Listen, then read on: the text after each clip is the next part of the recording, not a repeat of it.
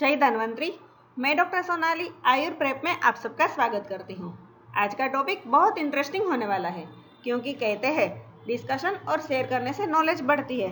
इसीलिए तो मैं आपसे डिस्कशन किया करती हूँ और आप शेयर करते रहना। प्राचीन काल में भी ऋषि मुनियाँ इकट्ठा होकर मीटिंग बुलाकर किसी टॉपिक पर डिबेट किया करते थे और अंत में एक मत से निष्कर्ष पर आते थे। ऐसी सभा का चरक संहिता में वर्णन है, जिसे तद्वित संभाषा कहते हैं। आज हम इसी टॉपिक पर बात करेंगे, तो इस वीडियो को अंत तक जरूर देखें और अगर पसंद आए तो लाइक तथा शेयर करना ना भूलें। और हाँ, एक बात, मेरी चैनल को सब्सक्राइब भी जरूर करें। तो आइए शुरू करते हैं आज का टॉपिक। तद्वित संभाषा परिषद। सबसे पहले परिभाषा देखते हैं। तद का मतलब होता है समान, विद्या अर्थात विषय, संभाषा का अर्थ है चर्चा और विचारणा, तथा परिषद सभा या बैठक या किसी स्थान पर इकट्ठा होने को कहते हैं। तद्वित संभाषा परिषद का अर्थ है एक जगह इकट्ठा होकर एक ही टॉपिक या विषय पर चर्चा विचारणा करके कोई एक बात सिद्ध करना। यह डिस्कशन फ्रेंडली होता है, जो प्रोग्रेस के लिए होता है, ना कि आर्ग्यूमेंट या विक्ट्री के लिए। चरक मीमांसन अध्याय 8 में भी कहा है कि भिषग भिषजा स संभाषेत। अब हेतु या प्रयोजन देखते हैं। संभाषा परिषद का प्रथम हेतु है ज्ञान वृद्धि, क्योंकि जब एक से ज्यादा स्कॉलर की मीटिंग होती है तो सब अपने एक्सपीरियंस शेयर करते हैं, नॉलेज शेयर करते हैं, इसलिए ज्ञान वृद्धि होती है। साथ में वाक शक्ति की वृद्धि भी होती है। मीटिंग में सबके सामने बोलने से वोकेबुलरी बढ़ती है। तीसरा है यश प्राप्ति, अर्थात ऐसे डिस्कशन में पार्ट लेने से पॉपुलैरिटी भी बढ़ती है। और मुख्य हेतु है विषय स्पष्टता।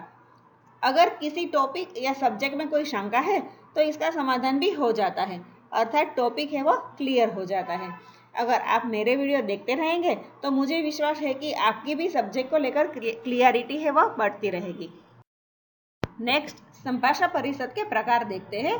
चरक मीमांसन अध्याय 8 में कहा है कि द्विविधा तु खलु तद्वित संभाषा भवति, संधाय संभाषा विगृह्य संभाषा च। बिल्कुल इजी श्लोक है, तो झटपट से याद कर लीजिए और स्मार्ट स्टूडेंट बन जाइए। इसका अर्थ है तद्वित संभाषा का दो प्रकार है। पहला है संधाय संभाषा और दूसरा है विगृह्य संभाषा। फ्रेंडली डिस्कशन को संधाय संभाषा कहते हैं और हॉस्टाइल डिस्कशन को विगृह्य संभाषा कहते हैं।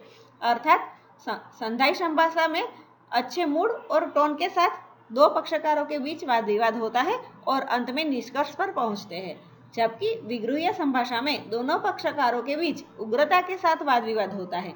दोनों एक दूसरे की बात को गलत साबित करने पर तुले रहते हैं। पक्षकारों की भाषा भी अशोभनीय हो जाती है। ऐसे डिस्कशन से ज्ञान वृद्धि नहीं होती। इसलिए चरक मीमांसन 8 में कहा है कि विगृह्य भाषा तीव्रम ही केशांचित द्रोहम आहेत। चरक संहिता में सूत्र स्थान में 4 जगह, शारीर स्थान में 2 और सिद्धि स्थान में 1 जगह, अर्थात कुल 7 स्थान पर संभाषा परिषद का वर्णन है। प्रसंगोपात वाद भी देख लेते हैं। वाद है वह विगृह्य संभाषा का ही एक प्रकार है। तत्र वादो नाम स यत् स शास्त्र पूर्वकम विगृह्यम कथयति, अर्थात जब शास्त्र का आधार लेकर दूसरे पक्षकार पर जीत हासिल करने के लिए वार्ता की जाती है तब उसे वाद कहते हैं। सद्विविधः संग्रहेण जल्प वितंडा च तत्र पक्ष आश्रितयोः वचनम जल्पः विपर्यया वितंडा, अर्थात वाद के भी दो प्रकार हैं, जल्पवाद और वितंडावाद। जब पक्षकार किसी विषय के पक्ष में वाद करता है तब उसे जल्प कहते हैं। जब पक्षकार किसी विषय के पक्ष के विरुद्ध में वाद करता है तब उसे वितंडा कहते हैं। साथ में जल्प में पक्षकार शास्त्रोक्त आधार पर डिबेट करता है, जबकि वितंडा में ऐसा कोई रूल नहीं है।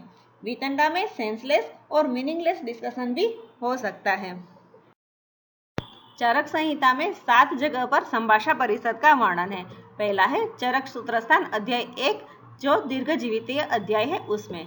दूसरा है चरक सूत्रस्थान अध्याय 12, वाद कलाकलीय अध्याय।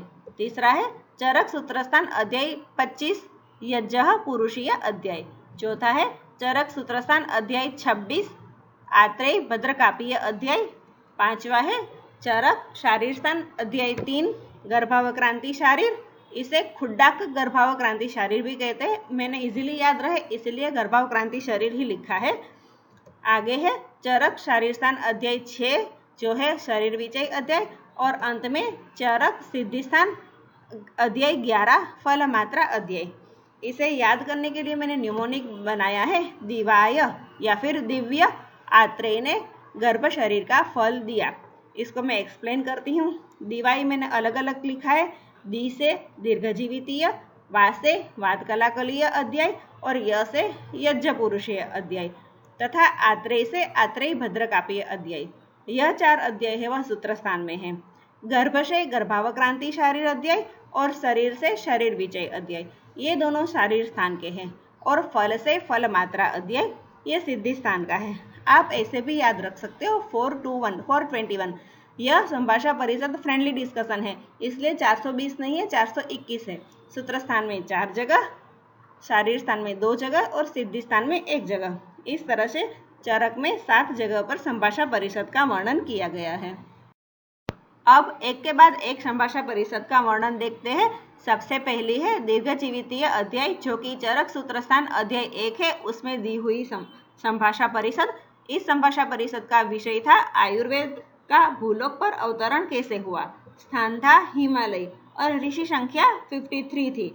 यहाँ पर आपको 53 ऋषि मुनियों के नाम याद करने की जरूरत नहीं है, क्योंकि आगे की परिषद में जो भी ऋषि मुनियों के नाम आएंगे वही लिखकर अंत में आदि लिखने से चलेगा।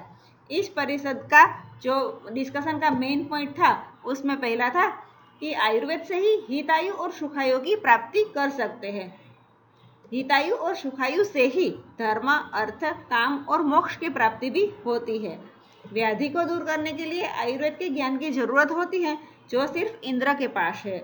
इसलिए 53 ऋषि मुनियों ने म्यूचुअल अंडरस्टैंडिंग से भारद्वाज को अपना प्रतिनिधि बनाकर इंद्र के पास ज्ञान प्राप्ति के लिए भेजा। तो यह पहली संभाषा परिषद थी। दूसरी परिषद का वर्णन वातकलाकलीय नामक चरक सूत्रस्थान अध्याय 12 में है, जिसमें विषय है वात संबंधी 8 प्रश्न, ऋषि संख्या भी 8 है। इस परिषद में वात के कला अर्थात गुण और अकला अर्थात दोष के विषय में विवाद किया था। इस परिषद में कुल 8 प्रश्न थे जो त्रिदोष के गुण और दोष संबंधी थे। इस परिषद में महर्षि कुश ने वात के गुण बताए थे, कुमारशीष भारद्वाज ने वात प्रकोपक कारण बताए थे, कांकायन ऋषि ने वात के शमन के कारण बताए थे, बड़ीस ऋषि ने वात प्रकोपक एवं शमन की प्रक्रिया बताई थी, वयोर्विद ने वात के कर्म बताए थे, बाद में मरीच ऋषि ने पित्त संबंधी वर्णन किया था और काप्य ऋषि ने कफ संबंधी वर्णन किया था, और अंत में आत्रेय ने त्रिदोष संबंधी निर्णयात्मक मत लिया था। अब यह सब याद करने के लिए मैंने न्यूमोनिक बनाया है। कुश कुमार काका ने बड़े वायु के लिए मिर्च काटकर आत्रेय को दी। इसे मैं एक्सप्लेन करती हूँ। कुश से महर्षि कुश याद रखना है, कुमार से कुमारशीष भारद्वाज और काका से कांकायन। काका अर्थात गुजराती में काका कहते हैं जो हिंदी में चाचा है, पंजाबी में भी काके कहते हैं, तो इसी मतलब में आप काका वर्ड याद कर लीजिए। काका से कांकायन है, बड़े से बड़ीश, वायु से वयोर्विद, मिर्च से मरीच, काटकर से कापी ऋषि और आत्रेय से आत्रेय ऋषि। इसमें जो पहले 5 ऋषि हैं उन्होंने वात के क्रमशः गुण, प्रकोपक कारण, शमन कारण, प्रकोप शमन की प्रक्रिया और कर्म बताए हैं। 6 नंबर के ऋषि ने पित्त संबंधी और 7 नंबर के ऋषि ने कफ संबंधी वर्णन दिया है, और अंत में आत्रेय ने त्रिदोष संबंधी निर्णयात्मक मत दिया है। तो बिल्कुल इजी है, ध्यान से इसे याद कर लीजिए। तीसरी परिषद का वर्णन चरक सूत्रस्थान अध्याय 25 यज्ञ पुरुषीय अध्याय में है। इस परिषद का विषय आत्मा, इंद्रिय, मन और इंद्रियार्थ के समुदाय रूप पुरुष और रोगों की प्रथम उत्पत्ति के कारणों को निश्चय करने के लिए था, अर्थात जिन कारण से पुरुष उत्पन्न होता है उसी कारण से रोग उत्पन्न होते हैं या नहीं, इस पर निर्णय करने के लिए था। ऋषि संख्या 9 थी, आप 11 भी कह सकते हो क्योंकि आत्रेय और अग्निवेश भी इसका हिस्सा थे। आयोजक काशीपति वामक थे और उन्होंने ही सबसे पहले प्रश्न किया था। प्रारंभ में मौदगल्य परीक्ष ने रोगोत्पत्ति का कारण आत्मा को मानते हुए आत्मवाद का समर्थन किया। सरलोमा ने इसका खंडन करते हुए मन अर्थात सत्व को रोगोत्पत्ति का कारण बताया। वयोर्विद ने रस अर्थात आहार रस को रोगोत्पत्ति का कारण माना। हिरण्याक्ष ने षड धातु रूप पुरुष को रोगोत्पत्ति का कारण माना। कौशिक ने माता पिता को भी कारणभूत मानते हुए मातृज पितृज भाव को रोगोत्पत्ति का कारण बताया और मातृ पितृवाद का समर्थन किया। भद्रकाप्य ने कहा कि कर्म के अनुसार व्याधि उत्पन्न होती है, अर्थात उन्होंने कर्मजवाद का समर्थन किया। भरद्वाज ने भद्रकाव्य के वचन को सुनकर कहा कि व्याधि और पुरुष दोनों की उत्पत्ति का कारण स्वभाव है, इसलिए उन्होंने स्वभाववाद का समर्थन किया। कांकायन ने सृष्टि उत्पत्ति प्रजापति ब्रह्मा के पुत्र प्रजापति द्वारा हुई है, इसलिए राशि पुरुष और व्याधि की उत्पत्ति का कारण भी प्रजापति है। इस तरह कांकायन ने प्रजापतिवाद का समर्थन किया। इसे सुनकर भिक्षु आत्रेय ने कहा कि प्रजापति को कारण नहीं मान सकते, क्योंकि माता पिता कभी अपने संतान को दुखी नहीं करता, इसलिए उन्होंने रोगोत्पत्ति का कारण काल माना। अंत में पुनर्वसु आत्रेय ने सभी के वचनों को सुनकर स्वीकार करते हुए जिन जिन भावों से पुरुष की उत्पत्ति होती है, उन्हीं से रोगों की उत्पत्ति भी बताई। अब इसे याद करने के लिए हम जो आगे न्यूमोनिक देख चुके हैं, पुरुष कुमार काका ने बड़े वायु के लिए मिर्च काटकर आत्रेय को दी। इसी से पहले ऋषि के नाम याद करेंगे, एक छोड़कर एक ऋषि आएंगे। जैसे पुष से कौशिक, कुमार से नहीं आएगा, काका से कांकायन, बड़े से बड़ी इसमें नहीं है, वायु से वयोर्विद, मिर्च से मरीच ऋषि नहीं है, काटकर से काप्य ऋषि और आत्रेय से भिक्षु आत्रेय। इस तरह 5 ऋषि मुनियों के नाम हम इसी के ऊपर से याद करेंगे। और शर में हिरण की परीक्षा का भार है। इस न्यूमोनिक से शर से शरलोमा, हिरण से हिरण्याक्ष और परीक्षा से मौदगल्य परीक्ष तथा भार से भारद्वाज। इस तरह पहले 9 ऋषियों के नाम याद करेंगे। बाद में किस ऋषि ने कौन सा वाद दिया यह याद करने के लिए, जैसे आत्मा की परीक्षा, सत्व का शर, वायु का रस, हिरण 6 है, कौशिक के माता पिता, काप्य का कर्म, स्वभाव का भार, काका की प्रजा और भिक्षा मांगने कल जाएंगे। इस तरह से आप वाद भी याद कर सकते हो। 4th परिषद का वर्णन चरक सूत्रस्थान अध्याय 26 आत्रेय भद्रकाप्य अध्याय में है। परिषद का विषय रस संख्या निर्धारित करना था। ऋषि संख्या 10 थी और स्थान चैत्ररथ नामक वन था। यहाँ पर ऋषिगण के बीच रस के द्वारा आहार द्रव्य के विषय में चर्चा हुई। भद्रकाप्य के मत से रस एक ही है जो जिह्वा का विषय है और जल तथा रस एक ही वस्तु है, अर्थात रस एक है जल। शाकुंतई ब्राह्मण ने रस 2 प्रकार का माना, छेदनीय और उपशमनीय। मौदगल्य पूर्णाक्ष ने छेदनीय, भेदनीय और साधारण यह 3 रस बताए। हिरण्याक्ष कौशिक ने कहा कि रस 4 प्रकार के हैं, स्वादु हितकर, स्वादु अहितकर, अस्वादु हितकर तथा अस्वादु अहितकर। यह प्रकार उन्होंने प्रभाव भेद से बताए। कुमारशीष भारद्वाज ने भौम, जलीय, आग्नेय, वायव्य और आकाशीय यह 5 तरह के भेद बताए। वयोर्विद ने कहा कि रस 6 प्रकार के होते हैं, गुरु, लघु, शीत, उष्ण, स्निग्ध और रुक्ष। वैदेह निमिह ने 7 प्रकार का रस बताया। मधुर, अम्ल, लवण, कटु, तिक्त और कषाय के साथ क्षार को भी रस माना। बडीस धामार्गव ने अव्यक्त को भी रस मानते हुए निमि द्वारा कथित 7 के साथ अव्यक्त ऐसे 8 रस बताए। वैद्य कांकायन ने द्रव्य के गुण, कर्म और स्वाद की विशेषता के कारण रस असंख्य है ऐसा कथन किया। अंत में पुनर्वसु आत्रेय ने षड रस का सिद्धांत का समर्थन करते हुए मधुर, अम्ल, लवण, कटु, तिक्त और कषाय ये 6 रस बताए। अब इसे याद करने के लिए अगर आपको न्यूमोनिक की जरूरत है तो मुझे कमेंट सेक्शन में जरूर बताइए। 5th परिषद का वर्णन चरक शारीरस्थान अध्याय 3 में वर्णित खुड्डाक गर्भाव क्रांति शारीर अध्याय में है। यह बिल्कुल इजी है। इसका विषय था गर्भोत्पत्ति और गर्भज पाव के विषय में शंका और उसका समाधान। ऋषि संख्या 2 थी। पुनर्वसु आत्रेय को शंका हुई, उन्होंने क्वेश्चन किए और भारद्वाज ने इसका समाधान किया। परिषद के अंत में गर्भज 6 भाव है, उसमें से मातृज, पितृज, आत्मज और सत्वज भाव को गर्भोत्पत्ति का कारण माना तथा रसज और सातमीयज भाव को गर्भवृद्धि के लिए कारणभूत बताया। 6th परिषद का वर्णन चरक शारीर स्थान अध्याय 6 शरीर विषयक अध्याय में है। इस परिषद का विषय था गर्भ में प्रथम किस अंग की उत्पत्ति होती है, उस पर अपना मत रखना। ऋषि संख्या 8 थी। इस परिषद में सर्वप्रथम कुमारशीष भारद्वाज ने गर्भ में प्रथम अंग के रूप में शीर की उत्पत्ति बताई। उसके बाद कांकायन ने हृदय की उत्पत्ति होते हुए बताया। भद्रकाप्य ने नाभि को बताया।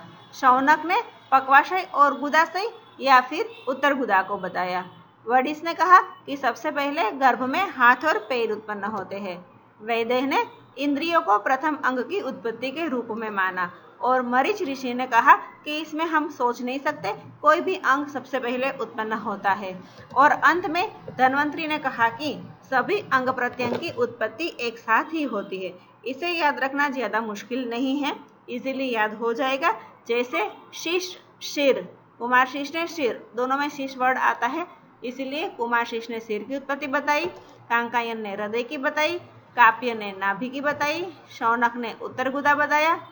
बड़े हाथ पैर है, वेद की इंद्रिया है, मरीच अविचार्य दोनों सेम है और धन्वंतरी ने सभी अंगों की उत्पत्ति। इस तरह से आप इसे याद कर सकते हो। अगर फिर भी कोई प्रॉब्लम है तो जरूर बताइए। अंत में 7th परिषद जिसका वर्णन चरक सिद्धिस्थान अध्याय 11 फलमात्रा अध्याय में है, इसका विषय था निरुबस्ती हेतु सर्वोत्तम फल कौन सा है, इस विषय में चर्चा करना। और ऋषि संख्या 6 थी। स्टार्टिंग में शौनक ऋषि ने जिमुतक को निरुबस्ती के लिए श्रेष्ठ फल माना, वामक ने इक्ष्वाकु को श्रेष्ठ फल बताया, बड़िस ने सर्वोत्तम फल कुटज को बताया, अशित गौतम ने धामार्गव को निरुबस्ती के लिए सर्वोत्तम फल बताया और भद्रकाप्य ने कृतवेधन को सर्वोत्तम फल माना। आगे पुनर्वसु आत्रेय ने सबकी बातों का खंडन करते हुए अपना मत बताया। पुनर्वसु आत्रेय के मत अनुसार जिमुतक है वह कुष्ठ रोग के लिए श्रेष्ठ है, इक्ष्वाकु है वह प्रमेह के लिए श्रेष्ठ है, कुटज है वह हृदय रोग के लिए श्रेष्ठ फल है, धामार्गव है वह पांडु रोग के लिए सर्वोत्तम फल है, कृतवेदन है वह जलोदर के लिए सर्वश्रेष्ठ फल है तथा मदन फल ऐसा फल है जो कोई भी रोग में उपयोगी है, इसलिए वह सर्व रोग हर है। इस तरह यह संभाषा परिषद के अंत में निरुबस्ती के लिए कौन सा फल श्रेष्ठ है उसके ऊपर चर्चा हुई और सबने अपना अपना मत रखा। अंत में रिवीजन देख लेते हैं। आपको तद्विद संभाषा परिषद, ऋषि संख्या और विषय, ये 3 चीज याद करने हैं। सबसे पहली तद्विद संभाषा परिषद चरक सूत्रस्थान अध्याय एक दीर्घजीवित अध्याय में वर्णित है। ऋषि संख्या 53 थे और आयुर्वेद का अवतरण किस प्रकार हुआ इस विषय में चर्चा करने के लिए यह परिषद बुलाई थी। दूसरी परिषद का वर्णन चरक सूत्रस्थान अध्याय 12 वाद कलाकल अध्याय में है। ऋषि संख्या 8 है और वाद के गुण और दोष पर चर्चा इस परिषद में हुई थी। तीसरी परिषद चरक सूत्रस्थान अध्याय 25 यज्ञपुरुषीय अध्याय में वर्णित है। इस सभा में रोगों की उत्पत्ति का कारण जानने के लिए 9 आचार्य द्वारा बुलाई गई थी। चौथी परिषद है वह चरक सूत्रस्थान अध्याय 26 में वर्णित है। आत्रेय भद्रकाप्य अध्याय जिसमें ऋषि संख्या 10 थी और रस संख्या निर्धारित करने के लिए यह सभा बुलाई गई थी। पांचवी परिषद चरक शारीर स्थान अध्याय 3 गर्भावक्रांति शारीर अध्याय में है। ऋषि संख्या 2 थी और गर्भज भाव पर ज्ञान वृद्धि के लिए यह सभा बुलाई थी। छठी परिषद चरक शारीर स्थान अध्याय 6 शरीर विजय अध्याय में वर्णित है जिसमें ऋषि संख्या 8 थी और गर्भ में सर्वप्रथम किस अंग की उत्पत्ति होती है उस संदर्भ में चर्चा करने के लिए यह सभा बुलाई थी।